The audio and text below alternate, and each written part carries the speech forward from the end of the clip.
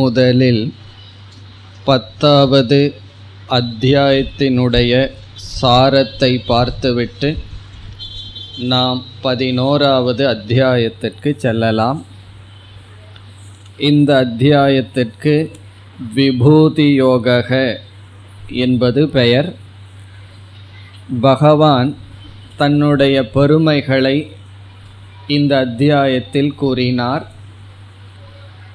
நானே அனைத்துமாக விளங்கி வருகின்றேன் என்ற கருத்தை தான் நமக்கு புகட்டினார். இந்த பிரபஞ்சத்துக்கு உபாதான காரணமாக நான் இருக்கின்றேன் என்ற அறிவுதான் இங்கு புகட்டப்பட்டது. முதல் 3 ஸ்லோகங்கள் அறிமுகமாக இருந்தது. பகவானே அறிமுகப்படுத்தினார் முதல் 3 ஸ்லோகங்களில். பூய ஏவ மகாபாகோ ஸ்ருணுமே பரமம் வச்சக. மீண்டும் நான் உனக்கு உபதேசம் செய்கின்றேன் என்று பகவான் துவங்கினார்.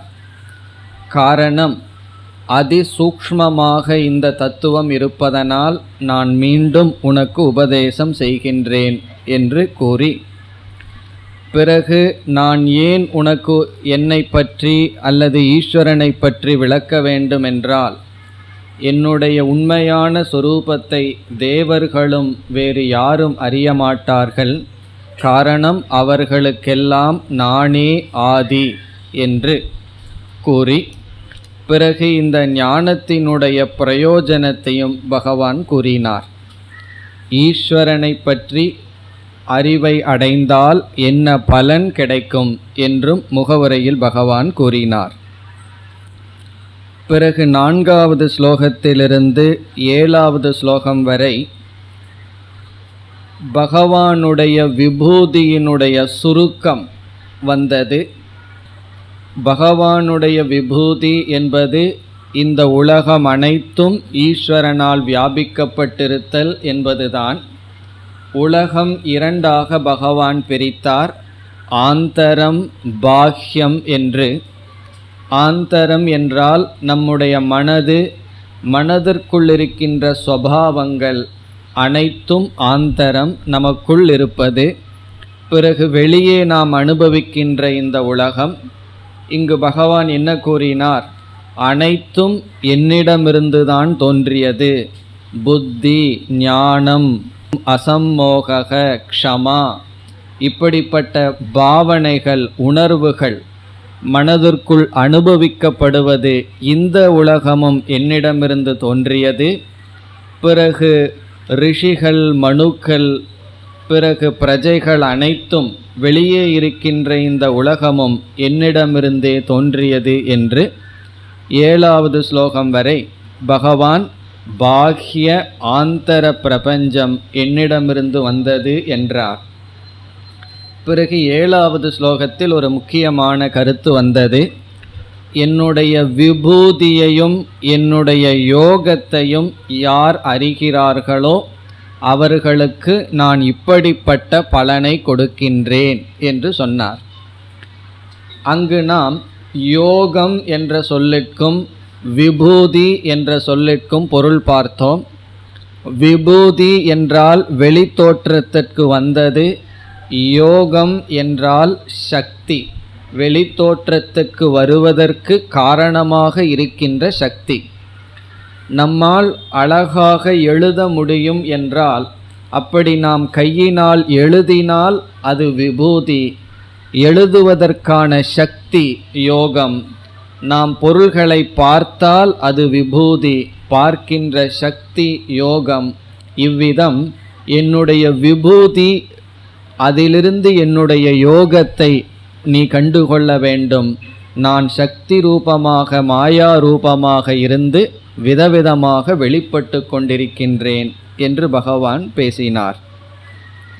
பிறகு 8வது ஸ்லோகத்திலிருந்து 11வது ஸ்லோகம் வரை இந்த விபூதி ஞானம் எப்படி படிப்படியாக ஆத்ம ஞானத்திற்கு கொண்டுவிடும் என்று பகவான் பேசினார்.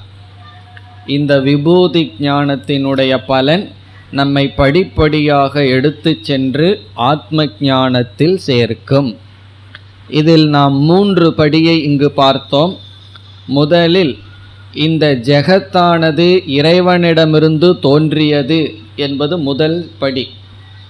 இரண்டாவது படி, இந்த ஜெகத்தானது இறைவனாகவே இருக்கின்றது என்பது இரண்டாவது படி. பார்க்கின்ற அனைத்தும் ஈஸ்வரனாக இருத்தல் என்பது 2. முதல் படி இறைவனிடமிருந்து வந்தது என்பது.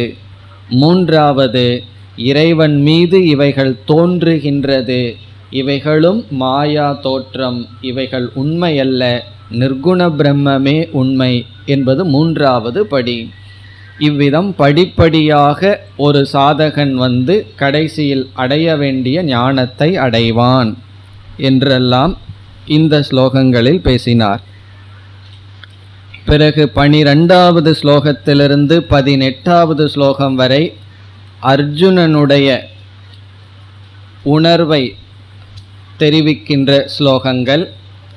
இந்த 7 ஸ்லோகங்களில் அர்ஜுனன் தான் புரிந்து கொண்டதை பகவானிடம் கூறி, தனக்கு ஸ்ரத்தை இருக்கின்றது என்பதையும் கூறி, பிறகு விபூதியை சற்று விளக்கமாக கூற வேண்டும் என்ற விண்ணப்பத்தை அர்ஜுனன் பகவானிடம் வைத்தான். நீங்கள் ஏற்கனவே 7-9 அத்தியாயங்களில் கூறினீர்கள், ஆனால் சற்று விளக்கமாக கூறுங்கள், காரணம் அப்பொழுதுதான் உங்களை நான் எல்லா இடத்திலும் பார்க்க முடியும் என்று அர்ஜுனனுடைய வேண்டுகோள்.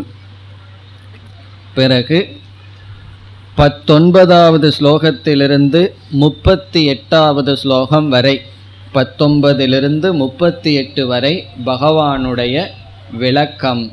பகவான் எப்படி விளக்கம் செய்தார்? முதலில் நான் பரபிரம்மமாக இருத்தல், அது என்னுடைய மேலான விபூதி, அதுதான் என்னுடைய மேலான சொரூபம். பிறகு அபரபிரம்மமாக ஈஸ்வரனாக இருத்தல் என்னுடைய அடுத்த சொரூபம் என்று கூறி, பிறகு இந்த உலகத்தில் எந்தெந்த சக்திகள் எந்தெந்த பெருமைகள் நன்கு வெளிப்பட்டிருக்கின்றதோ அவைகளை உதாரணமாக எடுத்துக்கொண்டு, அது நானாக இருக்கின்றேன், அங்கு நீ என்னை பார்க்க வேண்டும். ஒருவன் தவம் செய்தால் அந்த தவம் செய்பவனுடைய தவமாக நான் இருக்கின்றேன். ஒருவனிடம் ஞானம் இருந்தால் ஞானியிடம் இருக்கின்ற ஞானமாக நான் இருக்கின்றேன் என்றெல்லாம் பகவான் இந்த உலகத்தில் இருக்கின்ற அனைத்து பெருமையும் தன்னுடையது என்று கூறி வந்தார். பிறகு இறுதியாக 39வது ஸ்லோகத்திலிருந்து 42வது ஸ்லோகம் வரை பகவான் முடிவுரை செய்தார். என்னுடைய விபூதிக்கு முடிவில்லை, என்னுடைய பெருமையை கூறி நான் முடிக்க முடியாது. ஆகவே எங்கெல்லாம் ஒரு மேன்மை, பெருமை, வளம், செல்வம் இவைகளை பார்க்கின்றாயோ அங்கெல்லாம் அது என்னுடைய சக்தியாக, என்னுடைய விபூதியாக உணர வேண்டும் என்று கூறி, இறுதியாக பகவான் என்ன சொன்னார்? என்னுடைய இந்த பிரபஞ்சமாக வெளிப்பட்ட விபூதி என்பது ஒரு அம்சம்தான், இதுதான் என்னுடைய முழுமையான சொரூபம் என்று நினைத்து விடாதே. பிறகு கண்ணுக்கு தெரியாத அனுபவத்திற்கு அப்பாற்பட்ட அம்சம் இருக்கின்றது, அது என்னுடைய நிர்குண சொரூபம் என்பதுடன் இந்த 10வது அத்தியாயத்தை பகவான் முடித்தார். இனி நாம் 11வது அத்தியாயத்திற்கு செல்லலாம். 11வது அத்தியாயத்திற்கு விஸ்வரூப தர்ஷன யோகம் என்பது பெயர். சிறு முகவுரையுடன் இந்த அத்தியாயத்திற்குள் நாம் நுழையலாம். விஸ்வரூப தர்ஷனம் அல்லது விஸ்வரூபம் என்றால் என்ன என்று முதலில் பார்க்கலாம். விஸ்வம் என்றால் உலகம். விஸ்வம் என்ற சொல்லுக்கு 2 பொருள் இருக்கின்றது. ஒன்று பிரபஞ்சம், இனி ஒன்று சர்வம், அனைத்தும் என்பதொரு பொருள். இனி ஒரு பொருள் விஸ்வம் என்றால் பிரபஞ்சம், உலகம். இங்கு 2 பொருளும் பொருந்தும். சர்வம் விஸ்வம், விஸ்வம் என்று சொல்லலாம், அனைத்து உலகமும். நாம் பார்க்கின்ற அனைத்தும், அல்லது வேதாந்த பாஷையில் கூறினால் திருஷ்யம். விஸ்வம் என்றால் இங்கு சர்வ திருஷ்யம். எவைகளெல்லாம் நாம் பார்த்து அனுபவிக்கின்றோமோ அவைகள் அனைத்தும் விஸ்வம் சர்வம் ஈஸ்வர ரூபம். இங்கு ரூபம் என்றால் சொரூபம், ஈஸ்வர ரூபம் என்றால் விஸ்வமே விஸ்வம் ஏவ ஈஸ்வரஸ்ய சொரூபம். விஸ்வமே இறைவனுடைய சொரூபமாக தன்மையாக இருக்கின்றது. இதனுடைய பொருள் என்ன? இந்த உலகமே ஈஸ்வரனாக இருக்கின்றது. அதனால் தான் கூறுவார்கள் there is no God but God என்று சொல்வார்கள். கடவுள் என்று தனியாக ஒரு பொருள் இல்லை. காரணம் அனைத்தும் ஈஸ்வரனாகவே இருக்கின்றது. இப்போ விஸ்வரூப தர்சனம் என்றால் அனைத்தும் ஈஸ்வரனாகவே இருக்கின்றது என்பதை பகவான் அர்ஜுனனுக்கு காட்டினார். விஸ்வரூபத்தை அர்ஜுனனுக்கு பகவான் இங்கு காட்டினார். சென்ற அத்தியாயத்தில் பகவான் என்ன சொன்னார்? விஸ்வரூபத்தை உபதேசம் செய்தார். விபூதி என்ற பெயரில் இங்கு தர்ஷனத்தை பகவான் கொடுக்கின்றார். ஆகவே சென்ற அத்தியாயம் ஆடியோ என்றால் இந்த அத்தியாயம் என்ன? வீடியோ. ஆனால் நமக்கு ஆடியோவாக தான் இருக்க போகுது. பட் அர்ஜுனனுக்கு சஞ்சயன் போன்றவர்களுக்கெல்லாம் என்னன்னா இது ஒரு வீடியோ சாப்டர், போன சாப்டர் ஒரு ஆடியோ சாப்டர், அதுதான். ஆனால் இரண்டும் ஒன்றுதான். விபூதி என்று பகவான் எதை வர்ணித்தாரோ இங்கு விஸ்வரூப தர்சனத்தை அர்ஜுனனுக்கு காட்டப் போகின்றார். நாம் அத்தியாயத்திற்கு செல்வதற்கு முன் இந்த விஸ்வரூபம் என்றால் என்ன, அர்ஜுனன் எதை பார்க்க போகின்றான், பகவான் என்ன செய்ய போகின்றார் என்பதையெல்லாம் சுருக்கமாக பார்த்துவிட்டு செல்லலாம். அர்ஜுனன் இந்த அத்தியாயத்தின் துவக்கத்தில் பகவானிடம் வேண்டுதல் விடுக்கின்றான்.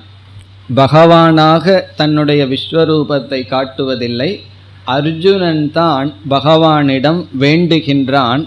உங்களுடைய விஸ்வரூபத்தை நான் பார்க்க விரும்புகின்றேன், நீங்களே அனைத்துமாக இருக்கின்றீர்கள் என்பதை நான் தரிசிக்க விரும்புகின்றேன் என்று அர்ஜுனன் வேண்டுகோள் விடுக்க, பிறகு பகவான் என்ன செய்கின்றார்? நான் உனக்கு காட்டுகின்றேன், ஆனால் இப்பொழுது உனக்கு இருக்கின்ற கண்ணினால் அதை பார்க்க முடியாது. நான் திவ்யமான சக்ஷுகோ, திவ்ய சக்ஷுகோ, திவ்யமான கண் உனக்கு வழங்குகின்றேன். அதை வைத்துக்கொண்டு நீ என்னுடைய விஸ்வரூபத்தை பார் என்று கூறி பிறகு பகவான் விஸ்வரூபத்தை காட்டுகின்றார். அர்ஜுனன் அதை பார்த்து வர்ணிக்கின்றான். பிறகு சஞ்சயனும் இந்த விஸ்வரூபம் எப்படி இருந்தது என்று வர்ணிக்கின்றான். ஆகவே நமக்கு பகவான் அர்ஜுனனுக்கு காட்டிய விஸ்வரூபத்தினுடைய வர்ணனை வரப்போகின்றது. பிறகு விஸ்வரூபத்தை பார்த்த அர்ஜுனனுடைய மனதில் என்னென்ன பாவனைகள் வருகின்றது, என்னென்ன ஆட்டிடியூட் வருகின்றது என்பதை நாம் பார்க்க போகின்றோம். அப்படி பார்ப்பதற்கு முன் பொதுவாக நாம் காதில் ஒன்றை கேட்டு மனதில் பதிவதை விட கண்ணில் நாம் அதை பார்த்து மனதில் பதிந்தால் அது நன்கு நம்முடைய மனதில் பதியும் அல்லது நிலை பெறும். அதனால்தான் கூறுவார்கள், குழந்தைகள் பெற்றோர்கள் எதை சொல்கிறார்களோ அதை செய்யாது, எதை செய்கிறார்களோ அதை செய்யும் என்று சொல்வார்கள். அது பார்த்து தான் அது செயல்படுமே தவிர காதில் கேட்டு அது செயல்படாது. காரணம் என்னவென்றால், காதில் கேட்கறத விட கண்ணில் பார்க்கறதுக்கு இம்பேக்ட் ரொம்ப அதிகம். ஆகவே அர்ஜுனன் நீங்கள் என்னதான் உங்களுடைய விபூதியை கூறி நீங்கள் எவ்வளவுதான் அனைத்தும் நானாக இருக்கின்றேன் என்று கூறினாலும் அது எனக்கு போதவில்லை, நான் கண்ணில் பார்க்க விரும்புகின்றேன். அனைத்தும் நீங்களாக இருக்கின்றீர்கள், இந்த உலகம் அனைத்தும் நீங்களாக இருக்கின்றீர்கள், உங்களிடத்திலேயே இந்த உலகம் இருக்கின்றது என்கின்ற திருஷ்டி எனக்கு தேவை, நான் பார்க்க விரும்புகின்றேன் என்று அர்ஜுனன் கேட்கின்றான். காரணம் என்ன? கண்ணில் பார்ப்பதனால் மீண்டும் நமக்குள் ஆழமாக அந்த கருத்து அல்லது அந்த அனுபவம் நமக்கு பதியும். இங்கு நாம் 2 விதமான விஸ்வரூபத்தை பார்க்க போகின்றோம். விஸ்வரூபத்தை நாம் 2ஆக பிரிக்கின்றோம். முதல் விஸ்வரூபம் என்பது என்னவென்றால், விஸ்வம் ஏவ ரூபம், விஸ்வமே ஈஸ்வரன், அதுதான் விஸ்வரூபம். அப்படி என்றால் இப்பொழுது நாம் எதை பார்த்து கொண்டிருக்கின்றோம்? இந்த உலகமே ஈஸ்வரனுடைய சொரூபம் என்றால் நாம் எதை பார்த்து கொண்டிருக்கின்றோம் என்றால், நாம் விஸ்வ ரூபத்தை தான் பார்த்து கொண்டிருக்கின்றோம். எப்பொழுதுனா எல்லா காலத்திலும். காரணம் என்ன? கண்ணை திறந்து பார்த்தால் எவைகளெல்லாம் பார்க்கப்படுகிறதோ, காதில் நாம் ஏதாவது ஒலியை கேட்டால் எந்தெந்த சப்தங்கள் விழுகின்றதோ, எதை சுவைக்கின்றோம், சுவைத்தால் நமக்கு சுவை தெரிகின்றதோ, பிறகு இவ்விதம் எவைகளையெல்லாம் அனுபவிக்கின்றோமோ அந்த திருஷ்யம் அனைத்தும் ஈஸ்வர சொரூபம் என்றால், நாம் ஏற்கனவே விஸ்வரூபத்தை தான் பார்த்து கொண்டிருக்கின்றோம், ஈஸ்வரனை தான் பார்த்து கொண்டிருக்கின்றோம். அதுதான் முதலில் நாம் பார்க்கின்ற விஸ்வரூபம். முதலில் பார்க்கின்ற என்றால் அதுதான் உண்மையான விஸ்வரூபம். நம்ம எதை பார்க்கிறோமோ அது ஏற்கனவே ஈஸ்வரனுடைய சொரூபம். பிறகு இந்த விஸ்வரூபம் என்பது இவ்வளவு தூரம் நாம் கூறினாலும் கூட நம்முடைய அனுபவத்தில் நாம் அப்படி பார்க்கின்றோமா? இந்த உலகத்தை பார்க்கும் பொழுது இந்த உலகம் ஈஸ்வரனுடைய சொரூபமாக நமக்கு தெரிந்து கொண்டிருக்கின்றதா என்றால் இல்லை. நம்ம கிளாஸில் என்ன சொல்கிறோம் அல்லது நூலில் என்ன படிக்கின்றோம்? விஸ்வம் ஈஸ்வர சொரூபம், இந்த உலகமே ஈஸ்வரனுடைய சொரூபம்னு படிக்கிறோம். ஆனால் நம்மளுடைய கண் அப்படி பார்க்கவில்லையே என்றால் நாம் அடுத்த கேள்வி என்ன கேட்க வேண்டும்? உண்மையில் பார்ப்பது யார் என்பதுதான் கேள்வி. யார் பார்க்கிறார்கள் என்றால் உண்மையில் கண் பார்ப்பதில்லை, நம்முடைய மனதுதான் பார்க்கின்றது. இந்த உலகத்தை பார்க்கிறதுக்கு கண் ஒரு கருவியே தவிர இந்த உலகத்தை யார் பார்க்கிறார்கள் என்றால் நம்முடைய மனதுதான் பார்க்கிறது. அதனால தான் அனுபவத்தில் என்ன சொல்லுவோம்? நான் கேட்டு பார்த்தேன், சாப்பிட்டு பார்த்தேன், பிறகு படித்து பார்த்தேன் என்றெல்லாம் கூறுவோம். இந்த பார்த்தேன்கிற சொல், கேட்டு பார்த்தேன்னு என்ன பொருள்? சப்தத்தை காதில் பார்த்தேன் என்று பொருள் அல்ல. பார்த்தேன் என்றால் மனதினால் பார்த்தேன் என்று பொருள். அதே போல கண்ணில் பார்த்தேன், காதில் பார்த்தேன் என்று நாம் கூறுவோம்.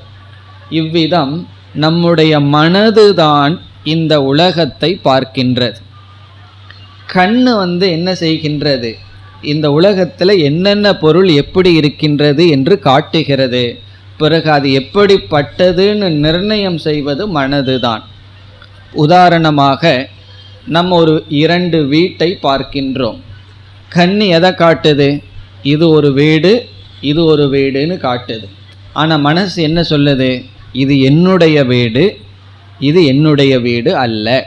இது என்னுடைய வீடு என்று சொன்ன உடனேயே அந்த என்னுடைய வீடு என்ற சொல் மீதி அனைத்தும் என்னுடையது அல்ல என்ற பொருளையும் கொண்டுள்ளது. இது என்னுடைய வீடு என்று நான் கூறினால் அதற்கு 2 அர்த்தம் இருக்கு. இதுதான் என்னுடைய வீடு, மீதி எதுவும் என்னுடைய வீடு அல்ல. இந்த விகல்பத்தை செய்வது யார் என்றால் அது கண் செய்வதில்லை. கண்ணு என்னுடைய வீடு இதுன்னு காட்டுவதில்லை. ஆனால் நம்முடைய மனதுதான் இந்த பிளவை செய்கின்றது. இவர் எனக்கு வேண்டியவர், இவர் எனக்கு வேண்டாதவர். இதை செய்வது யார் என்றால் கண் செய்வதில்லை. கண் தூய்மையானது. கண் யாரெல்லாம் என்ன இருக்கிறது என்கிறத ரிப்போர்ட் பண்ணுது. மனதுதான் பார்க்கின்றது. ஆகவே நமக்கு விஸ்வரூபம் தெரியல என்றால் கண்ணிலிருந்து விஸ்வரூபம் நமக்கு கிடைக்காது. நம்முடைய மனதில் ஏதோ ஒரு மாற்றம் தேவைப்படுகின்றது. இங்கு நாம் என்ன பார்க்க போகின்றோம்? மனதுதான் இந்த உலகத்தை பிளவுபடுத்துகிறது என்றால், ஒரு கால் மனதில் பிளவுபடுத்த காரணமாக இருப்பது நீங்கிவிட்டால், அந்த காரணமாக இருப்பதை நாம் ராகத்வேஷம் என்று கூறுகின்றோம். விருப்பு வெறுப்பு மனதில் இருக்கின்றது. விருப்பு வெறுப்புடன் இந்த உலகத்தை பார்த்து நாம் பிளவுபடுத்தி கொண்டிருக்கின்றோம். இந்த ராகத்வேஷம் மனதில் நீங்கியதற்கு பிறகு ராகத்வேஷம் இல்லாத மனதில் இந்த உலகத்தை பார்த்தால் அந்த பார்வை, அந்த உலகம் விஸ்வரூபம், ஈஸ்வர தர்சனம். அப்போ எது விஸ்வரூபம் என்றால் இந்த உலகம் விஸ்வரூபம்தான். எது ஈஸ்வரனுடைய உடல், எது ஈஸ்வரனுடைய தர்சனம் என்றால் மனதில் இருக்கின்ற ராகத்வேஷத்தை நீக்கி ராகத்வேஷம் இல்லாத மனதுடன் நாம் இந்த கண்ணில் இந்த உலகத்தை பார்த்தால் அப்பொழுது இந்த உலகம் முழுமையாக மாறிவிடும். காரணம் என்ன? முழுமையாக இந்த உலகம் நமக்கு இப்பொழுது தெரிந்து கொண்டிருப்பது போல் தெரியாது, பிளவுபட்டது போல் தெரியாது. காரணம், பிளவுபடுத்த காரணமான மனதானது மாறிவிட்டது. அதனால தான் அழகான ஒரு வாக்கியத்தை ஒருவர் சொன்னார், nothing has changed except my attitude, so everything has changed என்று கூறினார். நத்திங் ஹேஸ் சேஞ்ச்டு, எதுவுமே மாறவில்லை, எக்ஸப்ட் மை ஆட்டிடியூட், என்னுடைய மனதில் இருக்கின்ற பாவனையை தவிர எதுவுமே மாறவில்லை. ஆகவே ஸோ எவ்ரிதிங் ஹேஸ் சேஞ்ச்டு, ஆகவே அனைத்தும் மாறிவிட்டது. சாஸ்திரம் படித்த உடனே எல்லாமே மாறிடுதுன்னா காரணம் என்னன்னா எதுவுமே மாறல, என்னுடைய ஆட்டிடியூடு மாறுச்சுன்னா எல்லாமே மாறிவிடும். இதில் நமக்கு சந்தேகம் இருந்தால் தியானத்தில் தான் இதை பயிற்சி பண்ணி பார்க்கணும். நம்ம கண்ணை மூடி அமர்ந்து ஒரு கற்பனை பண்ணி பார்க்கணும். எனக்கு யாரு மேலேயும் விருப்பில்லை, யாரு மேலேயும் வெறுப்பில்லை, யாரெல்லாம் என்னிடம் எப்படி நடந்தார்களோ அனைத்தையும் நான் மன்னித்து விடுகின்றேன், எந்த சம்ஸ்காரத்தினுடைய லோடையும் நான் வச்சுக்கல, நான் ஜஸ்ட் இந்த உலகத்தை பார்க்கின்றேன்னு பார்த்தா குழந்தைகள் பார்வை போல் இருக்கும். அப்போ எப்படின்னா பார்க்கறதெல்லாம் ஈஸ்வர ஸ்வரூபம். ஆகவே உண்மையான விஸ்வரூப தர்சனம் என்பது ராகத்வேஷத்தை நீக்கிய மனம், ராகத்வேஷத்திலிருந்து விடுபட்ட மனம் இந்த உலகத்தை பார்த்தால் அது விஸ்வரூப தர்சனம். ஆகவே என்ன செய்யறதுன்னா, நம்ம இந்த ப்ராவர்பு பார்த்தோம், nothing has changed except my attitude, so everything has சேஞ்சுடுன்னு பார்க்கறதுக்கு ரொம்ப சுலபமாக இருக்குது. காரணம் என்ன? எதையுமே நம்ம மாற்ற வேண்டாம், எதையுமே நம்ம ஈஸ்வரனாக மாற்றுறதுக்கு முயற்சி செய்ய வேண்டாம், நம்ம ஆட்டிடியூடை மட்டும் மாற்றணும். பிறகு இந்த ப்ராவர்புக்கு கீழே இனி ஒரு சின்ன ப்ராவர்பு இருக்குது. அது என்ன தெரியுமோ? இந்த ஆட்டிடியூடு மாறுறதுக்கு எவ்ரிதிங் ஹேஸ் டு சேஞ்ச். உன்னுடைய ஆட்டிடியூடு மாறணும்னு சொன்னால், to change your attitude you have to change each and every thought. அப்படி இந்த ஆட்டிடியூடு மாறுறது அவ்வளவு சுலபம் அல்ல. எதை வேணாலும் மாற்றிடலாம். ஒருவருடைய பாவனை, ஒருவருடைய வேல்யூ பேட்டர்ன், திங்கிங், ராகத்வேஷம், அதை மாற்றுறது ரொம்ப கடினம். எதை விட கடினம்னா பகவானுக்கு துரியோதனனுடைய ஆட்டிடியூடை மாற்றுறது ரொம்ப கடினம். எதை காட்டிலும்னா மகாபாரத யுத்தத்தை காட்டிலும். யுத்தம்ங்கிறது ரொம்ப சிம்பிள், சீக்கிரம் ரொம்ப சுலபமாக செய்கிறது யுத்தம். துரியோதனுடைய ஆட்டிடியூடை மாற்றுறது அதை விட கடினம். ஆனால் அந்த ஆட்டிடியூடு மாறிச்சு அடுத்த நிமிஷம் என்ன ஆயிரும்னா நாம் பார்க்கறதெல்லாம் ஈஸ்வர தர்சனம், பார்க்கறதெல்லாம் ஈஸ்வர ஸ்வரூபம். எப்பொழுதுனா மனதில் இருக்கின்ற விருப்பு வெறுப்பு நீங்க வேண்டும். ஆகவே ஞான கண், திவ்ய சக்ஷுகு, அதனுடைய அர்த்தம் என்ன என்றால் இப்பொழுது இருக்கிற கண்ணுனால ஈஸ்வர தரிசனம் கிடைக்கல, திவ்யமான கண் நமக்கு வேண்டும் என்றால் ராகத்வேஷ ரஹித மனதுடன் பார்ப்பதுதான் திவ்ய சக்ஷுகு. விருப்பு வெறுப்பு நீங்கிய மனதுடன் நாம் பார்க்கின்ற பார்வைதான் ஞான கண் அல்லது ஞான பார்வை. அதனுடைய பலன் எதை நம்ம முன்ன பார்த்து வெறுப்படைஞ்சிட்டு விருப்படைஞ்சிட்டு பொறாமை அடைஞ்சிட்டு இருந்தோமோ அதே பொருள் ஈஸ்வரனாக நமக்கு தெரியும். இதுதான் உண்மையான அல்லது ஒரிஜினல் விஸ்வரூபம். இப்போ விஸ்வரூபத்துக்கு எங்கே போகிறதுங்கிற கேள்வி இல்லை. காரணம் என்ன? நம்ம எதையெல்லாம் பார்த்தோமோ பார்க்கின்றோமோ பார்க்க போகின்றோமோ அனைத்தும் ஈஸ்வர சுரூபம். அப்படி தெரியாததற்கு காரணம் நாம் உண்மையில் மனதினால் பார்க்கின்றோம். அந்த மனதில் ஒரு மாற்றத்தை உருவாக்க வேண்டும். அந்த மாற்றம் என்பது ராகத்வேஷத்திலிருந்து விடுதலை அடைய வேண்டும். அப்படி விடுதலை அடைந்தால் நாம் பார்ப்பது அனைத்தும் ஈஸ்வர சொரூபம். எதெல்லாம் பார்க்கிறோமோ அதெல்லாம் பகவானுடைய சொரூபம். சகஸ்ர சீருஷா புருஷக, அதனுடைய அர்த்தம் என்ன? அந்த புருஷனுக்கு 1000 தலை இருக்கும் அப்படின்னா 2000 கண்ணுன்னு உபனிஷத் சொல்லணும். ஆனால் என்ன சொல்லுது? 1000 கண்ணு அப்படின்னு சொல்லுது. அதனுடைய அர்த்தம் என்ன என்றால், எந்தெந்த தலையை நம்ம பார்க்கிறோமோ அந்தந்த தலையெல்லாம் அவனுடைய தலை. எந்தெந்த கண்களை நம்ம பார்க்கிறோமோ அதெல்லாம் ஈஸ்வரனுடைய கண்கள் என்று அனைத்தும் ஈஸ்வர சொரூபம். இந்த ஒரு பார்வை நமக்கு தேவை என்றால் இதை பார்க்கின்ற மனதில் ஒரு மாற்றம் நமக்கு தேவை. அந்த மனதினுடைய மாற்றம் நிகழ்ந்தால் பார்க்கிறதெல்லாம் பகவானுடைய சொரூபம்.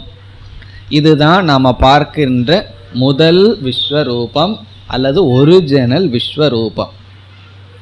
பிறகு பொதுவாக ஆட்டிடியூட், ஒரு பொருளை நான் பார்க்கிறது அறிவினுடைய அடிப்படையில் நம்ம இங்கு பார்த்தோம். ஆட்டிடியூடினுடைய அடிப்படையில் விஷன். இப்போ விஸ்வரூபம் என்கின்ற விஷன் நமக்கு கிடைக்கணும்னு சொன்னால் இந்த விஸ்வத்தை ஒன்றும் செஞ்சிட்ருக்க வேண்டாம். இந்த உலகம் எப்போ மாறுதோ அப்போ தான் எனக்கு விஸ்வரூபம் கிடைக்கும்னு அர்த்தம் அல்ல.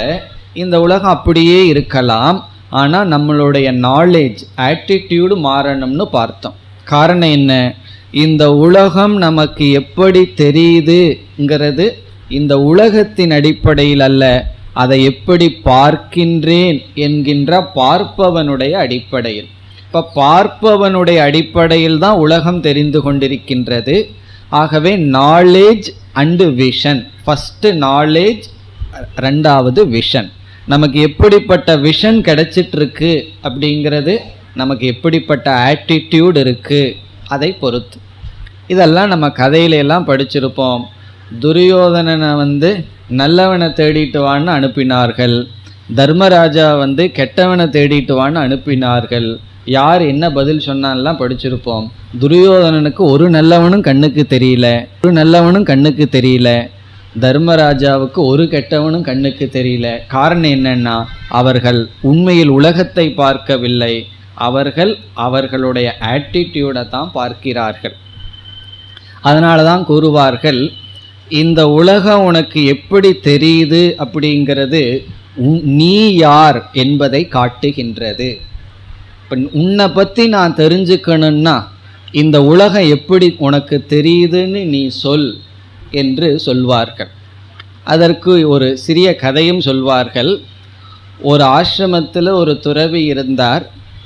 அவரிடம் ஒரு மாணவன் படிப்பதற்காக, வேதாந்தம் படிப்பதற்காக வந்தான்.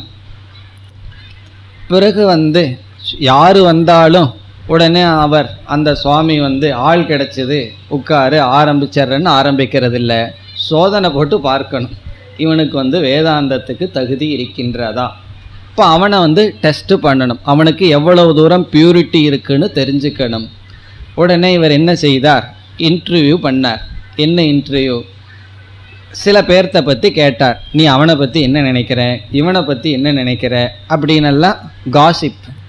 அவனுக்கு ரொம்ப சந்தோஷம், பரவாயில்லையே நம்ம குரு நம்ம போலையே இருக்காரு அப்படின்னு சொல்லி அவன் இஷ்டத்துக்கு பேச ஆரம்பித்தான். அவன் இப்படி, உனக்கு இவரு தெரியுமா, அவரை பற்றி நீ என்ன நினைக்கிற இப்படின்னு இவரெல்லாம் அப்படியே ஊர்வம்பெல்லாம் அப்படியே ஒரு அரை மணி நேரம் அவங்ககிட்ட பேசினார்.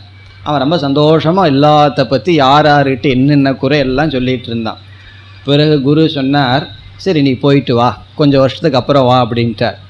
காரணம் என்னன்னு சொன்னால், நான் உன்னிடம் மற்றவங்களை பற்றி கேட்டது மற்றவங்களை புரிஞ்சுக்கிறதுக்காக இல்லை, உன்னை புரிஞ்சுக்கிறதுக்காக. என்னுடைய அர்த்தம் என்ன அப்படின்னா, விஷன் நாம் எதை பார்க்குறோம் அப்படிங்கிறது நம்ம யார்கிட்டையாவது சொன்னோம்னா பிறகு அதிலிருந்து நாம் யாருங்கிறத கண்டுபிடித்து விடலாம். இதிலிருந்து என்ன rule? Knowledge to vision, attitude to vision. ஒரு ஆட்டிடியூடிலிருந்து தான் நமக்கு விஷனே கிடைக்குது. இப்போ எந்த விஷன், எப்படி இந்த உலகத்தை பார்க்குறோம், எப்படி பொருள்படுத்துகின்றோம், எப்படி ஜட்ஜ் பண்ணுறோம், எல்லாமே உள்ளே இருக்கிற ஆட்டிடியூட், உள்ளே இருக்கிற விஷனை பொறுத்து. இதற்கு இனி ஒரு உதாரணமும் இருக்கின்றது. சுவாமிஜி அவர்களிடம் ஒருவர் வந்தார். அவர் தன்னுடைய பையனை அழைத்து வந்தார்கள். பையன் அமெரிக்காவில் இருக்கான், திடீர்னு மெட்ராஸுக்கு வந்திருக்கான். வந்த உடனே முதல்ல சாமிஜியிடம் போய் ஆசீர்வாதம் பண்ணிட்டு வாங்கிட்டு வாங்கன்னு அழைத்து வந்தார். உடனே சாமிஜிக்கிட்ட ஆசீர்வாதம் போன உடனே ஃபஸ்ட்டு சாமிஜிக்கிட்ட ஆசீர்வாதம் வாங்கிட்டு போன உடனே முதல்ல நடந்தது என்னன்னா, அவனுக்கு சின்ன ஆக்சிடெண்ட்டு நடந்தது. வெளியே போன உடனே ஏதோ வெஹிக்கிள் போய் ஃப்ராக்சர் ஆகி அவனுடைய வெக்கேஷன் பூரா ஹாஸ்பிட்டலில் இருக்க வேண்டியதாக போச்சு. பிறகு சாமிஜிக்கு வருத்தமாக போச்சு. முதல் போய் நம்மிடம் போன உடனே சின்ன ஆக்சிடெண்ட் ஆச்சு, என்ன நினச்சிக்குவாங்களோ அப்படின்னு சாமிஜி நினச்சிட்டு இருந்தார்.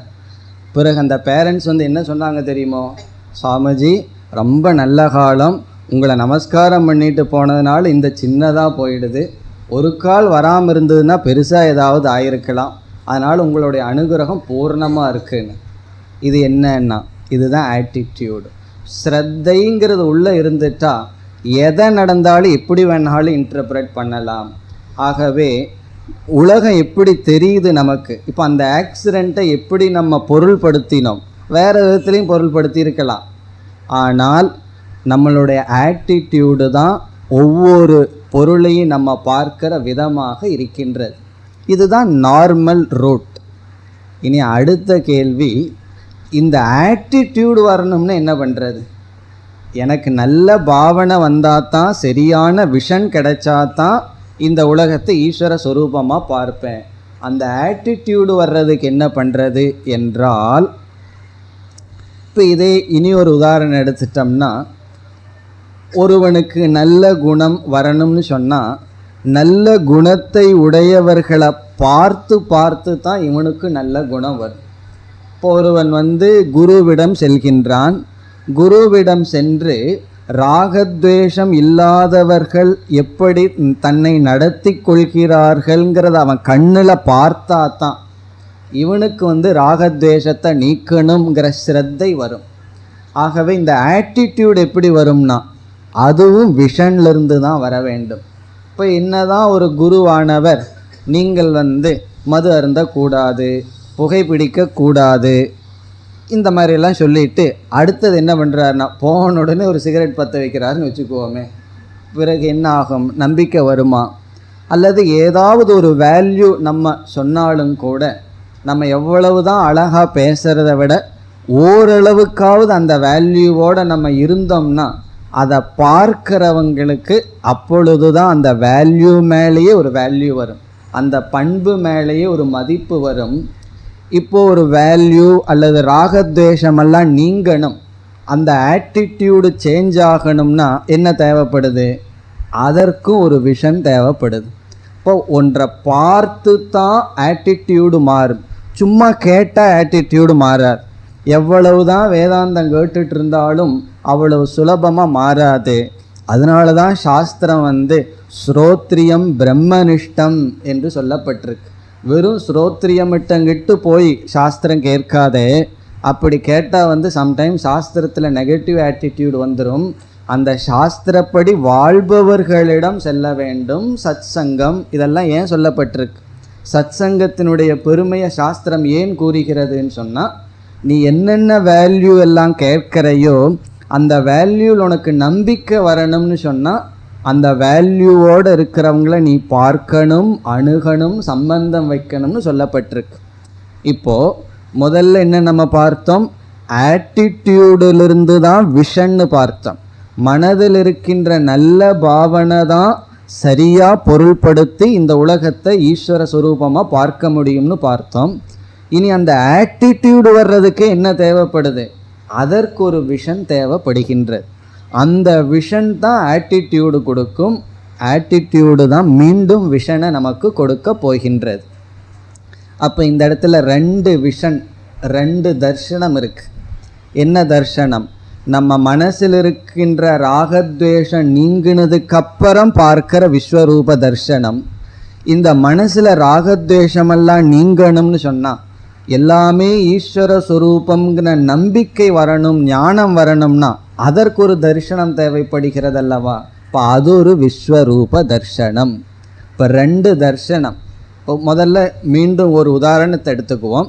இப்போ விருப்பு வெறுப்பு வராமல் நான் நடந்துக்கணும், அப்படி ஒரு விஷன் எனக்கு வேணும் அப்படிங்கிறது ஒன்று. இந்த ஆட்டிடியூடு வர்றதுக்கு விருப்பு வெறுப்பு இல்லாத ஒரு மாடலை நான் பார்க்கணும். அந்த மாடலை நான் பார்த்து விருப்பு வெறுப்பு இல்லாத அல்லது எனி வேல்யூ, ஷேரிங், மற்றவங்ககிட்ட பகிர்ந்து கொள்றதுன்னு ஒரு வேல்யூ. இப்போ எனக்கு நானே எடுத்து சாப்பிட்ற புத்தி இருந்ததுன்னு வச்சுக்குவோமே, எனக்கு என்ன வேல்யூ வேணும்? எனக்கு கிடைக்கிறத மற்றவங்ககிட்ட பகிர்ந்துக்கணும் அப்படிங்கிற ஒரு வேல்யூ எனக்கு வரணும்னா, அந்த ஆட்டிடியூடு வரணும்னா நான் என்ன செய்யணும்? முதல்ல அப்படி ஒரு மாடலை நான் பார்க்கணும், அப்படி ஒரு மனிதனை நான் பார்க்கணும், அதனால் வர்ற பலனை நான் பார்க்கணும். அதற்கு பிறகு எனக்கு அந்த வேல்யூ வரும், பிறகு அந்த வேல்யூவை நான் பின்பற்றுவேன். இதே போல் இதே உதாரணத்தை இங்கு எடுத்துக்கொள்கின்றோம். இந்த விஸ்வத்தையே ஈஸ்வரனாக பார்க்கறது ஃபைனல். அப்படி பார்க்கணும்னா மனசில் ராகத்வேஷமெல்லாம் நீங்கி ஈஸ்வரன்தான் எல்லாங்கிற அறிவு வரணும். அதற்கு ஒரு மாடலும் நமக்கு தேவைப்படுகிறது. இது எல்லாமே ஈஸ்வரன்னு பார்க்கணும்னா ஆட்டிடியூடு மாறணும். அந்த ஆட்டிடியூடு வர்றதுக்கு ஒரு விஸ்வரூபம் தேவைப்படுகிறது. அது நாம் பார்க்கின்ற 2வது விஸ்வரூபம். இப்போ 2வது விஸ்வரூபம் என்ன என்றால், இந்த அத்தியாயத்தில் பகவான் எடுக்கப் போகின்ற விஸ்வரூபம்.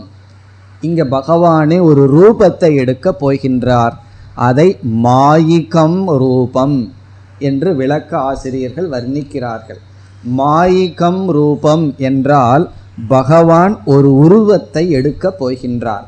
அதனுடைய வர்ணனையெல்லாம் பார்க்க போகிறோம். எப்படி இருந்ததுன்னு சொல்லி அர்ஜுனன் வர்ணிப்பான், சஞ்சயன் வர்ணிக்கப் போகின்றான். இப்போ இந்த அத்தியாயத்தில் பகவான் போர்க்களத்தில் உண்மையாகவே ஒரு ரூபத்தை எடுக்கின்றார். அந்த ரூபத்தை எடுத்து அந்த ரூபத்தில் என்ன இருக்குது என்றால் பகவானே சொல்ல போகின்றார், அனைத்து உலகத்தையும் இந்த ஒரு உருவத்தில் பார் என்று சொல்ல போகின்றார். அப்படி ஒரு மாடலை பகவான் எடுக்க போகின்றார். அது இந்த முழு அத்தியாயத்தில் விளக்கப்பட இருக்கின்றது. இப்போ இங்கே என்ன விஸ்வரூபம் வரப்போகின்றது என்றால் பகவான் எடுக்கின்ற ஒரு உருவம். அந்த உருவத்தில் அனைத்து உலகத்தையும் தன்னிடத்தில் அர்ஜுனனுக்கு காட்டப் போகின்றார். இந்த மாடலை அர்ஜுனன் பார்த்தான்னு வச்சுக்குவோமே, அதனுடைய ரிசல்ட் என்ன என்றால் அவன் ஒரிஜினலை பார்ப்பான். சம்டைம் ஒரிஜினலை விட மாடல் ரொம்ப அழகாக இருக்கும். கொஞ்ச காலத்துக்கு முன்னாடி ஒரு 40 ஏக்கராவில் அமைந்திருந்த ஒரு பெரிய ஒரு இடத்துக்கு சென்றிருந்தேன். அது ஒரு பெரிய பிஸ்னஸ் ஏரியா, 40 ஏக்கராவில் இருக்குது.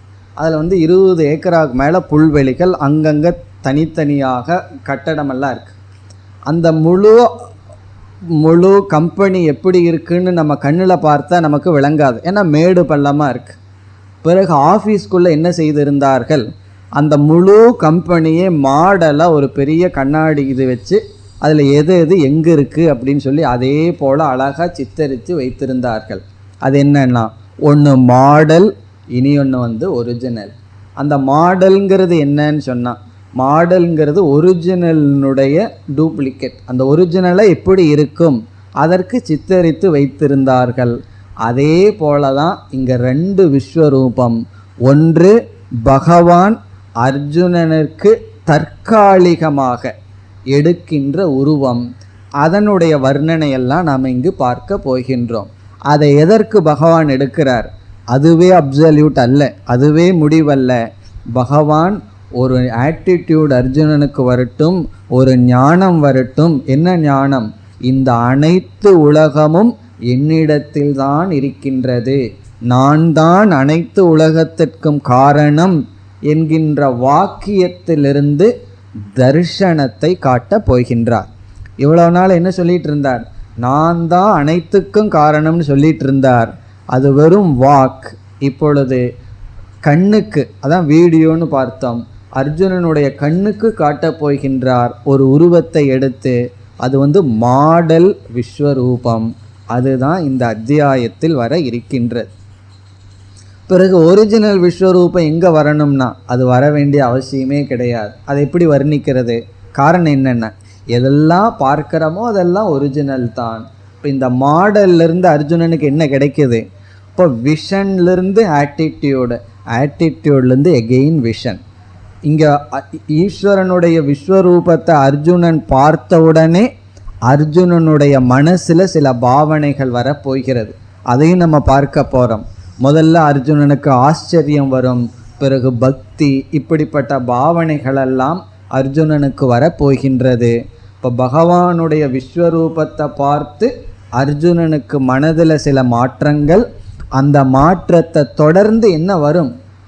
அந்த ராகத்வேஷம் மனசிலிருந்து நீங்கிவிட்டால் பிறகு 24 hours, இப்போ டிவி போல் 24 hours டிவி இருக்கல்லவா, அதே போல் 24 hours விஸ்வரூப தரிசனம்தான். சேனல் ஆஃபே ஆகாது. சில வீட்டில எல்லாம் அப்படி ஓடிட்டுருக்கும். அப்படி தான் டிவி கண்டுபிடிச்சி வச்சுருக்காங்க. 24 மணி நேரம் ஓடினாலும் டிவி ஓடிட்டுருக்கு. அப்படி நம்ம 24 மணி நேரமும் கண்ணை திறந்துட்டு இருந்தாலும் பார்க்கறது என்னன்னா விஸ்வரூபம், ஈஸ்வரனுடைய தர்சனம். அப்போ எது உண்மையான விஸ்வரூபம் என்றால் ராகத்வேஷ நீங்கப்பட்ட சரியான பாவனையுடன் கூடிய மனதுடன் இந்த உலகத்தை பார்த்தால் இந்த உலகமே ஈஸ்வர சுரூபம், அதுதான் விஸ்வரூபம். இந்த ரூபம், இந்த தர்ஷனம் நமக்கு கிடைக்கணும்னா மனசில் மாற்றம், ஆட்டிடியூடு சேஞ்ச் ஆகணும். ஆட்டிடியூடு சேஞ்ச் ஆகிறதுக்கு பகவான் ஒரு விஸ்வரூபம் கொடுக்கின்றார். அதுதான் இந்த அத்தியாயத்தில் வர இருக்கின்றது. இந்த 11வது அத்தியாயத்தில் எந்த விஸ்வரூபம், எந்த விஸ்வரூபத்திற்கான விளக்கம் வருகிறது என்றால் பகவான் ஒரு ரூபத்தை எடுக்கப் போகிறார். அது தற்காலிகமாக எடுக்கப் போகின்றார். அர்ஜுனனுக்கு காட்டப் போகின்றார். சஞ்சயனும் பார்க்க போகின்றான். பிறகு வேறு இடங்கள்லையும் கூட மகாபாரதத்தில் பகவான் விஸ்வரூபத்தை எடுத்துள்ளார். துரியோதனனுக்கும் கூட ஒரு இடத்துல எடுத்து அவனை பயப்படுத்தி இருக்கின்றார். இவ்விதம் பல இடங்களில் தன்னுடைய பெருமையை காட்ட விஸ்வரூபத்தை எடுத்துள்ளார். அந்த விஸ்வரூபம், அதில் பகவான் எப்படியெல்லாம் காட்சியளித்தார் என்ற விளக்கமெல்லாம் இங்கு வர இருக்கின்றது. இப்போ நமக்கு ஒரு சங்கடம் வந்துடலாம். அர்ஜுனன் பார்த்தா ஓகே, நம்ம பார்க்கலையேன்னா நம்ம கடைசியில் எந்த விஸ்வரூபத்தை பார்க்கணும்? அல்லது அர்ஜுனனும் தான் எப்படிப்பட்ட விஸ்வரூபத்தை பார்க்கணும்னா இங்கே பகவான் எடுக்கிற ரூபத்தை அர்ஜுனன் பார்க்க வேண்டிய அவசியம் இல்லை. காரணம் என்ன? எடுத்து மறைஞ்சிருவார். அது மட்டுமல்ல, அர்ஜுனன் கேட்க போகிறான், இந்த ரூபத்தை நீ தொடர்ந்து காட்டாதீங்க போதும்னு சொல்ல போகின்றான். பிறகு கடைசியில் நம்ம எப்படிப்பட்ட விஷனை அடையணும்னா ராகத்வேஷத்தை மனசிலிருந்து நீக்கணும்னா பிறகு நம்முடைய கண் தூய்மையாகின்றது. பார்க்கிறதெல்லாம் ஈஸ்வர தரிசனம், அதுதான் உண்மையான விஸ்வரூபம். இப்போ இந்த முகவுரையுடன் நாம் இந்த அத்தியாயத்திற்குள் செல்லலாம். முதலில் அர்ஜுனன் பகவானிடம் கேட்கின்றான். முதல் ஸ்லோகம். அர்ஜுன உவாச்ச மதனுக்ரகாய பரமம்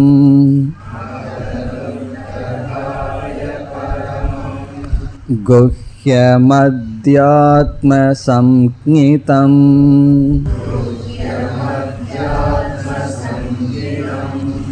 யத் யத்வயோக்தம் வசஸ்தேன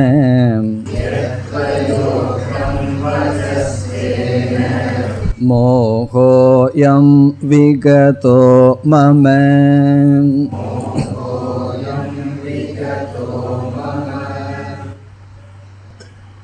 இந்த முதல் ஸ்லோகத்தில் அர்ஜுனன் முதல் 6 அத்தியாயத்தினுடைய சாரத்தை சொல்கின்றான். கீதையில் முதல் 6 அத்தியாயத்தில் என்ன நடந்தது என்பதனுடைய சாரத்தை இந்த ஒரு ஸ்லோகத்தில் அர்ஜுனன் கூறுகின்றான். ஆகவே இங்கு முதல் 6 அத்தியாயத்தினுடைய சாரம் என்ன சொல்கின்றான் என்றால், நீங்கள் எனக்கு அனுக்கிரகம் செய்யும் பொருட்டு இந்த தத்துவத்தை உபதேசம் செய்தீர்கள் என்று அர்ஜுனன் கூறுகின்றான். முதல் சொல் மத் அனுக்கிரகாய. மதனுக்கிரகாய, எனக்கு அனுக்கிரகம் செய்வதற்காக. மத் என்றால் எனக்கு, அனுக்கிரகாய எனக்கு நன்மை கொடுப்பதற்காக. குறிப்பாக இங்கு என்னுடைய சோகத்தையும் மோகத்தையும் நீக்குவதற்காக.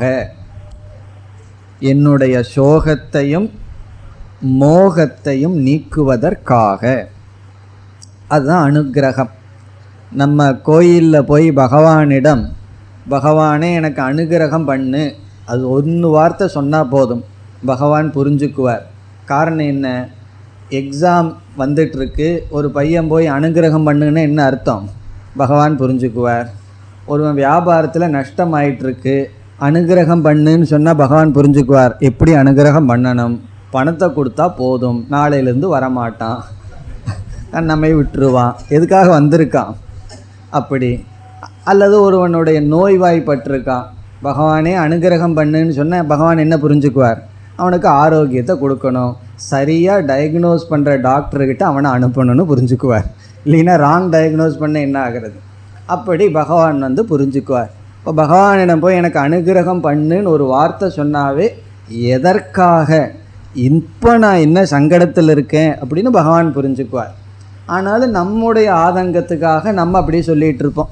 நான் எல்லாத்துக்கிட்டையும் பேசி பேசி அதே இதில் பகவான்கிட்டையும் போய் பேசிகிட்டு இருப்போம், எனக்கு இப்படி இருக்குது அப்படி இருக்குதுன்னு சொல்லி. அதெல்லாம் தவறு கிடையாது, அப்படியெல்லாம் பேசணும்.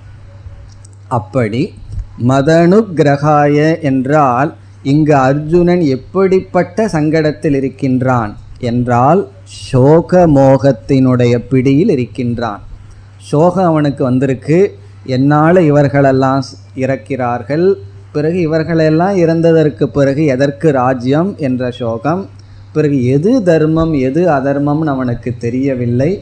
ஆகவே மோகம், தர்மாதர்மத்தில், பிறகு அழியிறது அழியாதது, இதில் மோகம் அவனுக்கு இருக்கின்றது.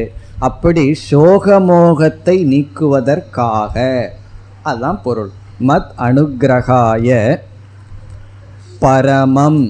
அடுத்த சொல் பரமம் என்றால் பரம புருஷார்த்த சாதனம், மேலான புருஷார்த்தத்துக்கான சாதனையான.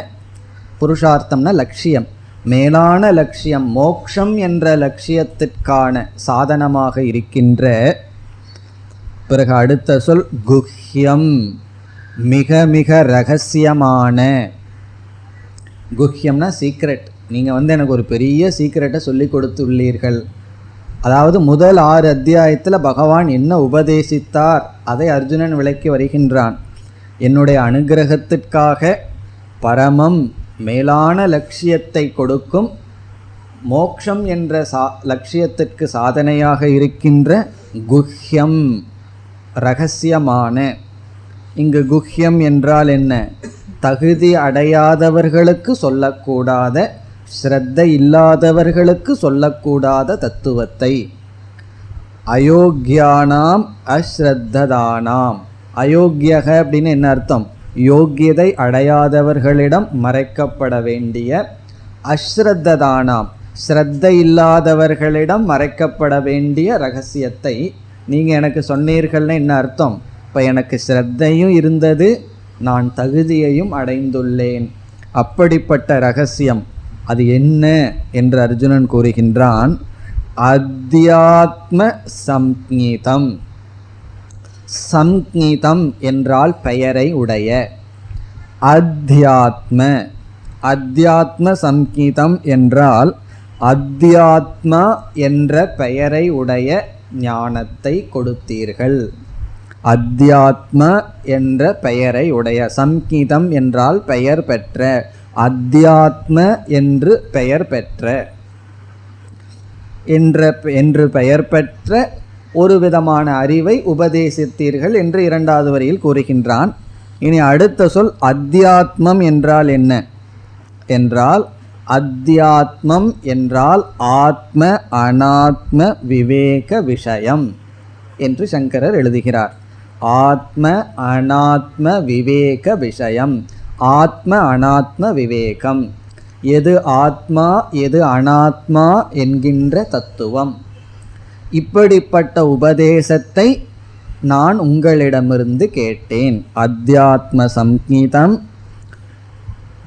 எது த்வயா உக்தம், எது உங்களால் சொல்லப்பட்டதோ, த்வயா என்றால் உங்களால் சொல்லப்பட்டதோ, உக்தம்.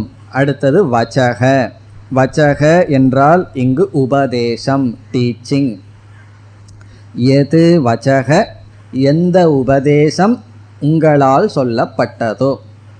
இந்த வச்சக என்றால் உங்களுடைய வாக், உங்களுடைய உபதேசம், டீச்சிங். அந்த வச்சகங்கிறதுக்கு தான் இங்கு 3 அடைமொழிகள் கொடுக்கப்பட்டது.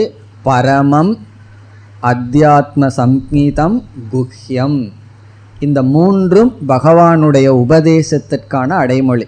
உங்களுடைய உபதேசம் எப்படிப்பட்டது? பரமம், மேலான மோட்சத்திற்கான சாதனை. குஹ்யம், இரகசியமானது. அத்தியாத்ம சம்ஞிதம், ஆத்ம அனாத்ம விவேக ரூபமானது. இப்படிப்பட்ட எது வச்சக, எந்த உபதேசம் த்வயா உங்களால் உக்தம் சொல்லப்பட்டதோ அதனால் எனக்கு என்ன பலன் என்று கூறுகின்றான். தேன, அதனால், இந்த உபதேசத்தினால், அயம் மோகக, என்னுடைய இந்த மோகமானது, அயம்ன இந்த, மோகக மோகம் யாருடையது? மம, என்னுடைய இந்த மோகம், விகதக சென்று விட்டது, என்னுடைய மோகம் போயிடுது என்று அர்ஜுனன் கூறுகின்றான்.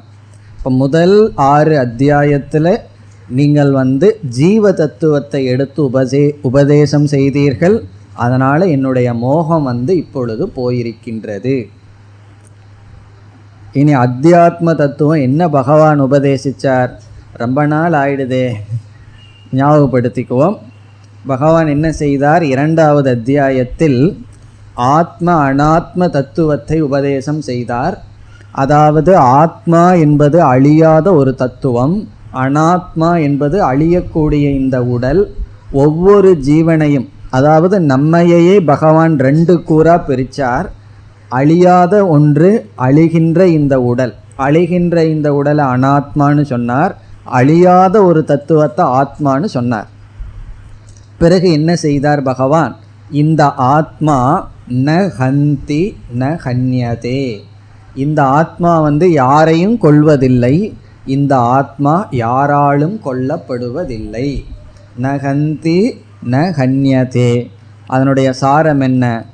ந கர்த்தா ந போக்தா, இந்த ஆத்மா எதையும் செய்வதில்லை, எதனுடைய பலனையும் அனுபவிப்பதில்லை என்று சொல்லி, ந ஜாயதே மிரியதேவா கதாச்சித், இந்த ஆத்மா பிறப்பதில்லை இறப்பதில்லை என்றெல்லாம் ஆத்ம தத்துவத்தை பகவான் விளக்கினார்.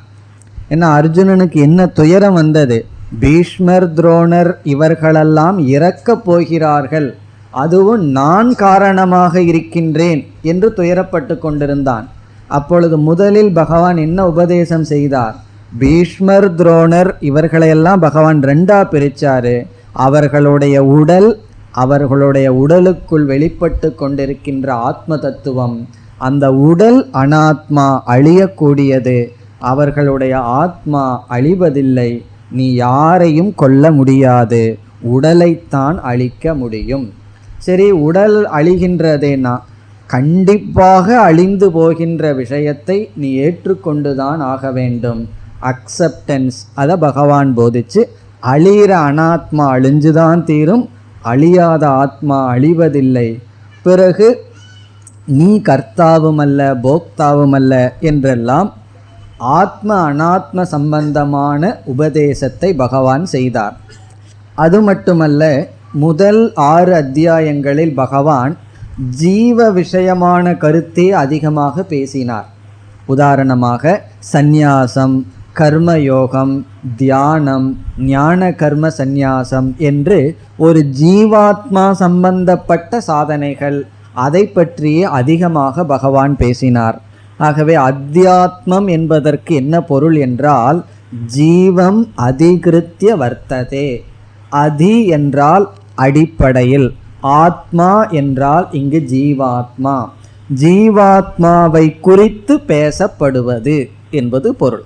இப்போ அத்தியாத்மம் என்பதற்கான டிரான்ஸ்லேஷன் ஜீவாத்மா சம்பந்தமானது, ஜீவாத்மா சம்பந்தப்பட்டது, ரிலேட்டட் டு ஜீவாத்மா, அதுதான் டிரான்ஸ்லேஷன். அத்தியாத்மம் என்றால் ரிலேட்டட் டு ஜீவாத்மா, ஜீவன் சம்பந்தப்பட்டது. இப்போ அத்தியாத்ம சங்கீதம் என்றால் ஜீவன் சம்பந்தப்பட்டது என்ற பெயரை உடைய உபதேசத்தை செய்தீர்கள். இப்போ முதல் 6 அத்தியாயத்தை அர்ஜுன ஒழுங்காக கேட்டிருக்கான்னு தெரியுது. காரணம் என்ன? ஒழுங்காக கேட்டதுனால தானே நீங்கள் ஃபஸ்ட்டு ஜீவாத்மா சம்பந்தமாகவே பேசிட்டு வந்தீங்கன்னு சொல்ல முடியுது. கேட்காம இருந்திருந்தா சொல்ல முடியுமோ? அப்போ அர்ஜுனன் நன்கு கேட்டிருக்கின்றான். நீங்கள் முதல்ல ஜீவாத்மா சம்பந்தமான எல்லா கருத்தையும் கூறினீர்கள். அதில் என்னுடைய மோகமானது ஓரளவு குறைந்திருக்கின்றது. அது ஓரளவுன்னு சொல்லி ஆகணும். காரணம் என்ன? அர்ஜுனனுக்கு முழுமையாக மோகம் செல்லவில்லை. ஒரு பெரிய குழப்பம் இருந்தது, என்னுடைய சொதர்மத்தை செய்யணுமா செய்யக்கூடாதா, அப்படிப்பட்ட குழப்பமெல்லாம் எனக்கு குறைந்து மனம் ஓரளவு அமைதி அடைந்துள்ளது என்று கூறினான். இனி அடுத்த ஸ்லோகத்தில் அர்ஜுனன் 7வது அத்தியாயத்திலிருந்து 10வது அத்தியாயம் வரை கூறிய கருத்தினுடைய சாரத்தை சொல்லப் போகிறான். ஆகவே முதல் 2 ஸ்லோகங்களில் இதுவரை நடந்ததனுடைய சாரம் அர்ஜுனனால் கூறப்பட்டிருக்கின்றது. அடுத்த வகுப்பில் பார்ப்போம். ஓம் பூர்ணமத பூர்ணமிதம் பூர்ணாத் பூர்ணமுதச்யதே பூர்ணஸ்ய பூர்ணமாதாய பூர்ணமேவாவசிஷ்யதே. ஓம் சாந்தி சாந்தி சாந்தி.